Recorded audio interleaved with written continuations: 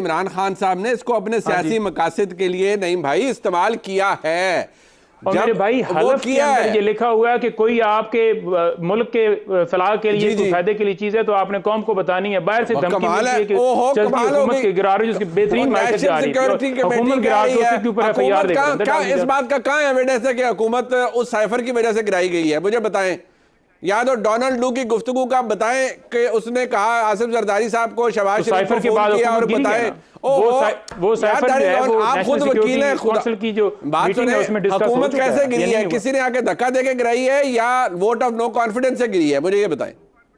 तो vote of no confidence तो एक तरीकाकार था ना जी, उसको तो बनाया गया ना भाईजान। नहीं पंजोता साहब, जिस तरह कोई हुकूमत बनाई गई उस तरह वो हुकूमत गिर भी गई।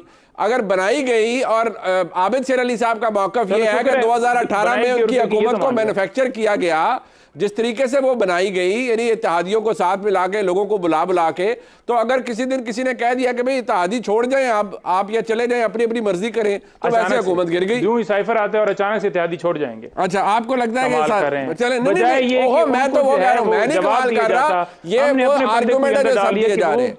क्यों नहीं तहकीकात की कोई बात करता? अच्छा ठीक है, जरा मैं आबिद शेर अली साहब, आबिद शेर अली साहब, एक तो मियाँ साहब की वापसी के हवाले से जी, वो बकौल नईम साहब के कि वो इधर उधर भी फिरते रहे, दूसरे ममालिक में भी गए मियाँ साहब, माशाल्लाह खा पी भी ठीक रहे हैं, सब कुछ है। तो वो उनकी ये जो रिपोर्ट है, मेडिकल रिपोर्ट, ये सिर्फ दिखावे के लिए होती है। अब उन्होंने वापस आना है तो दोबारा आ गई ये रिपोर्ट। नईम साहब यहाँ पे बैठे हैं, मैं आपसे बात कर रहा हूँ। क्या जिस अदालतों में साकिब निसार जैसे नासूर, जस्टिस खोसा जैसे नासूर और बंदयाल जैसे नासूर बैठे, जिनके होते हुए इंसाफ का ना सिर्फ कत्ल किया गया बल्कि तमाम पॉलिटिकल पार्टी के साथ जुल्म किया गया। सब उन्होंने, बंदयाल ने सुप्रीम कोर्ट को न्याजी कोर्ट बनाया हुआ था। बैठे बैठे ही इमरान खान का जो केस आता था, भाई साहब 100 मोटर ले लेते थे जैसे पाकिस्तान की 22 करोड़ अवाम अंधी और बेवकूफ़ है। ये वकील साहब से ज़रा पूछें, क्या जो अरशद मलिक की स्टेटमेंट आई, क्या उस वक्त ये सो रहे थे? क्या उस वक्त इनका ज़मीर मुर्दा हो चुका था? क्या उस वक्त इंसाफ की ये बत्तियां जला रहे थे कि जब अरशद मलिक ने कहा कि मुझे व्हाट्सएप कॉल के जरिए मुझसे प्रेशराइज किया गया कि आप नवाज शरीफ के खिलाफ फैसला कर दें? क्या उस इंसाफ की बात करने कि उन जजेस के बाद, उन बेशर्म जजेस के सामने आकर हम पेश हो जाते जो उस वक्त के अदालतों का मजाक उड़ाते रहे, जिन्होंने वो जजेस जिन्होंने आपने, मैं कहूंगा, मैं साकिब निसार को बेशरम जज कहूंगा, मैं बिल्कुल कहूंगा साकिब निसार को, मैं खोसे को भी इस तरह कहूंगा, मैं बंदयाल को भी इस तरह कहूंगा। आपको बुरा लगता है, आप मुनीर फारूक साहब जो मर्जी, आप जो मर्जी, मैं कहूंगा उनको। अच्छा मेरी बात, जो हमारे साथ जुल्म करते थे, मैं कहूंगा, मुझे बात करने दे, आपने इनको पूरा टाइम। जी बिल्कुल, आप करें, मुझे बोलने दें, ये जो मर्जी करें। उन्होंने हमारे साथ जुल्म किया, ये भंगड़े डालते थे। ये इनकी यास्मीन राशिद उस वक्त वजीर थी, उन्होंने लिख के दिया, इन्होंने पूरी कोशिश की कि नवाज शरीफ की जिंदगी को नुकसान पहुंचे। ये इन्होंने बिल्कुल साजिश की।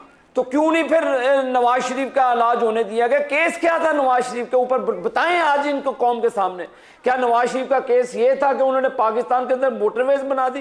क्या नवाज शरीफ के ऊपर क्या केस ये था कि उन्होंने 13,000 मेगावाट बिजली पैदा करके ये दूर कर दी? बताएं को किकबैक्स ली, बताएं को करप्शन की नवाज शरीफ ने। आपने ये सजा दे दी कि बेटे के सिर्फ तनख्वाह नहीं। मुनीर फारूक साहब, ये देखे, हमारे साथ ज्यादती हुई, जुल्म हमारे साथ हुआ, हमारा इलेक्शन छीन लिया। आपने जहाज जहांगीर तरीन साहब का इस्तेमाल करके हमारी पंजाब हुकूमत तक नहीं बनने दी। तो ये बात छोड़ दें, तारीख भरी पड़ी है इन चीजों से। एक में इसकी बीवी जो बुशरा बीबी है, उसके वो पूरी आलूद है करप्शन के साथ। अनीमा बीबी के 4 करोड़ रुपए की, मेरी बात सुने, आखिरी बात, थोड़ी एहतियात कीजिएगा, थोड़ा खवातीन के हवाले से भी जरा एहतियात कीजिएगा। मैं आपसे रिक्वेस्ट कर रहा हूं, मैं बहनों वाला हूं, मैं एहतराम से नाम ले रहा हूं, मैं इनकी तरह से बदतमीजी नहीं करूंगा। जिन्होंने कलसूम नवाज साहिबा की बीमारी का जो मजाक उड़ाया, वो मुनीर फारूक साहब, आपको मुझे पड़ती थी। ये इमरान, आप मुझे बताएं कि इमरान न्याजी के दौर में किस साफी को गोली नहीं लगी, किन साफियों को नहीं उठाया गया? कैमरा को यूज करके नवाज शरीफ की तारीख जो तकरीर होती थी उसको बैन कर दिया गया। ये बात करते हैं अच्छा चल मेरी बात सुने, मेरी बात सुने, मेरी बात सुने, ओ भाई बात सुने मेरी। मुनीर फारूक साहब, जो बंदे आते हैं, हमने कोई बंदूक रखी हुई है कि आप इस तरह से, इसका मतलब है ये पॉलिटिकल लोग नहीं है, ये इंजीनियर्ड लोग हैं, इनको लाया गया था। ये कैदोपन की सोचते बर्दाश्त कर ही नहीं सकते। हमने की, हमसे पूछो, आज भी अल्लाह के फजलो करम से नून लीग के साथ खड़े। हाँ जी, और वो कहते हैं 4 साल से मियां साहब बाहर तशरीफ रखते हैं, वापस नहीं आए। मियां साहब ने 4 हफ्ते के लिए गए थे।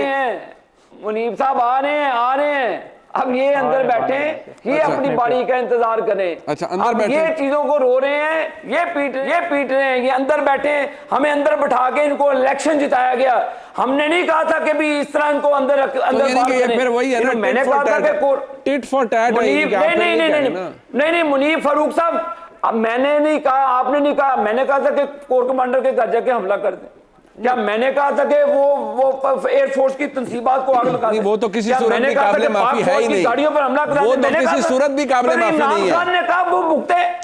भाई बात वो है ना कि इमरान खान को भुगत रहे हैं, तो भुगत रहे हैं अदालत। आपने किया साइफर वाला, आपने अच्छा नहीं, पर बात यह साइफर ना, साइफर वाले मुकदमे का फैसला तो पंजोता साहब अदालत करेगी ना। हमने स्टॉक शो में बैठ के अंदर तो नहीं करना। बट एक टुवर्ड्स द एंड ये एक अहम मामला है पंजोता साहब।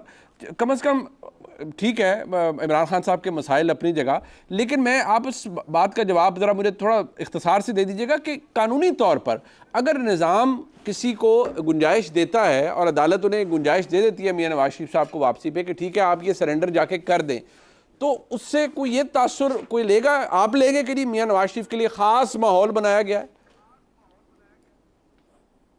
बिल्कुल जी, ख़ास माहौल बनाया गया है। और इससे पहले भी आपने देखा कि गवर्नमेंट भी उनको दी गई, और उसके बाद आपने ये भी देखा कि अब अगर वो नैब की तरमीम वापस होने के बावजूद वो आ रहे हैं, तो वो ये समझ रहे हैं कि इलेक्शन एक्ट के अंदर तरमीम करके और वो आते ही जो है वो वज़ीर आज़म बन जाएंगे और उनको जो है वो मिल जाएगा। दूसरी तरफ पीपल्स पार्टी भी अपनी दौर में लगी और बाकी भी लगे हुए हैं। बात यह है कि इस वक्त अगर इलेक्शन ये करवा देना, क्यों भाग रहे हैं इलेक्शन से? इन्हें पता है कि इलेक्शन करवाते जाएंगे और PTI जीतेगी। वापस अगर ये आते भी हैं, वज़ीर आज़म जो है वो किसी सूरत नहीं बन सकते, क्योंकि 62(1)(f) के तहत सुप्रीम कोर्ट ने बकाया तौर पर तशरीह कर दी है। और आईन पाकिस्तान जब वाज़ह है तो आईन पाकिस्तान के अंदर या तो तरमीम की जाए, उस तरमीम के लिए नहीं, बट अगर उनकी कन्विक्शन ही सेटिस्फाइड हो जाती है, अगर उनकी कन्विक्शन सेटिस्फाइड हो जाती है, नहीं बट अगर उनकी कन्विक्शन सेटिस्फाइड हो जाती है दोनों मुकदमात के अंदर, सारी चीजें कर लेना, सेटिस्फाइड, बेल भी दे दें, सेटिस्फाइड भी कर दें और वज़ीर आज़म बना दें जैसे पहले जैसे ठीक। अच्छा, जैसे आपको लग रहा है शहबाज साहब को जी आखिरी वर्ड्स अपना जी आखिरी वर्ड मैं ये कहूंगा पंजोता साहब के लिए, गुड टू सी यू। अच्छा, इस तरह की अदालतें जाते हैं, गुड टू सी यू, बस इससे अलावा मैं कुछ नहीं कह सकता पंजोता साहब। गुड टू सी आपके हक में फैसले दें तो फिर ठीक है। नहीं बिल्कुल ठीक है। Good to see you, good to see you. Abid शेरनी साहब की तरफ से चीफ जस्टिस कह रहे हैं, वेलकम मुल्ज़िम को कह रहे हैं कि अंदर बैठ जाएं, सुप्रीम कोर्ट के अंदर बैठ जाएं, जजेस वाला गेट दे। गुड टू सी यू, बिल्कुल ठीक है। गुड टू सी यू पे हम ये प्रोग्राम का इख्तिताम करते हैं।